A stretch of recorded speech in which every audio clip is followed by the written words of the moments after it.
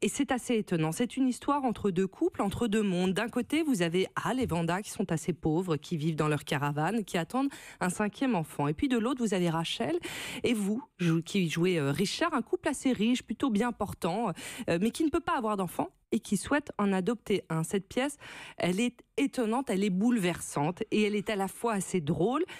C'est ce que vous vous êtes dit en la lisant, c'est pour ça que vous avez dit banco, j'y vais. Oui, banco, j'y vais. Dès que j'ai lu, j'ai eu le sentiment de lire un texte très singulier, la manière d'aborder l'adoption sur ce prisme tragique et à la fois parfois grotesque, parce que les personnages se retrouvent confrontés à de tels bouleversements sentimentaux, à de tels tourments intérieurs, que le rire devient un exutoire, effectivement, parce que ça les traverse.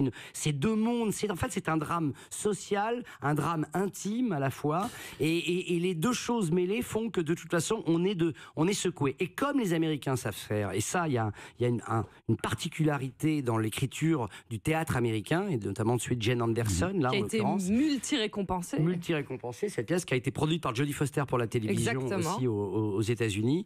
Il y a cette faculté de tordre le sujet, des sujets aussi complexes, aussi peu manichéens, aussi touchy, et de les tordre dans tel sens que le public, à un moment, ne sait plus dans quel camp il est. Ne sait plus. On est au-delà de la morale, en fait.